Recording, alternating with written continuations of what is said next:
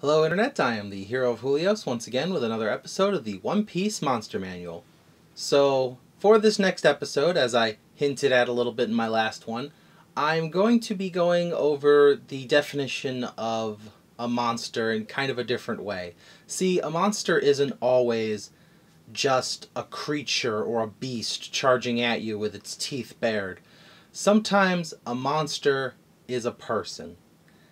A person so big with so many unique abilities that I decided to make it a two-parter. So in this first part, I will be talking about the woman herself, and in the second part, I will be talking about her assistants. I am, of course, talking about Charlotte Linlin, otherwise known as Big Mom. So, given her size, I made her in the huge category. I gave her a ton of HP. She has a almost unbreakable armor class. I mean, we are talking, you're going to have to crit just to do a little bit of damage to her. She has resistances to lightning and fire because of Zeus and Prometheus. I also gave her damage immunity to bludgeoning, piercing, and slashing damage from non-magical weapons. So I really wanted to replicate her invincibility, but the problem I saw with that from a Dungeons & Dragons perspective is players don't typically like fighting something that takes 0 damage all the time. And we've seen that Big Mom can take damage, but only under very select scenarios. So I guess what I'm trying to say is the stats that I created for Big Mom are not perfectly reflective of the invincible tyrant we know and love in One Piece, but she is definitely stronger than a Tarrasque, and because of that, I decided to give her a challenge rating 32. This is higher than the Tarrasque at challenge rating 30, making that the strongest monster in the game. However, I did want to replicate her weaknesses, and as such, I kind of gave her an ability where she's connected to the portrait of Mother Caramel. If the portrait of Mother Caramel gets damaged, she has to make a wisdom saving throw to resist being vulnerable to all damage types. However, if you manage to outright break the portrait, she automatically fails the saving throw.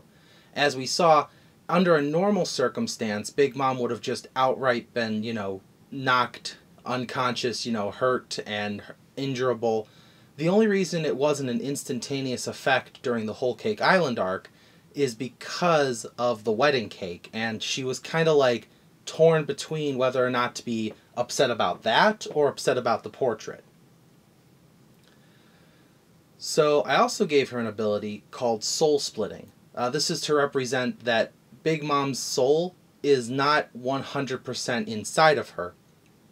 Instead, part of her soul exists in Prometheus, the sun that she keeps with her, Zeus, the thundercloud that she keeps with her, and her hat, Napoleon.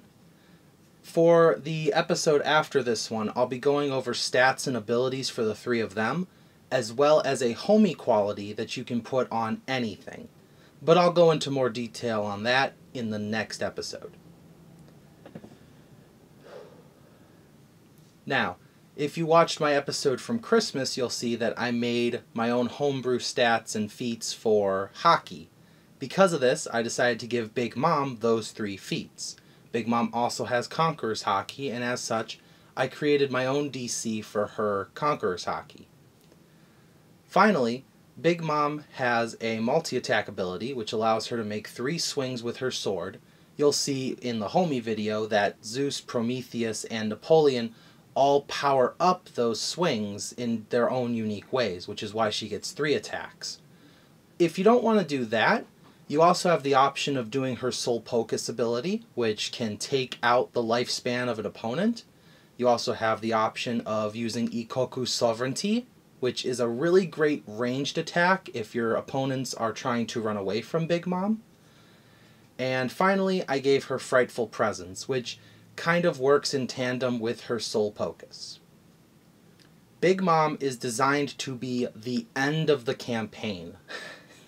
Or she is designed to be the impossible opponent for your players to run from. Big Mom is one of the 4 Emperors of the Sea, and she is not to be taken lightly. If you feel the need to change any of the things in her stats, I would recommend not nerfing her too terribly. I know she looks overpowered, but it's literally because she's supposed to be. Thank you for watching, and I will see you in the next episode. This is the Hero of Julios, Xing out.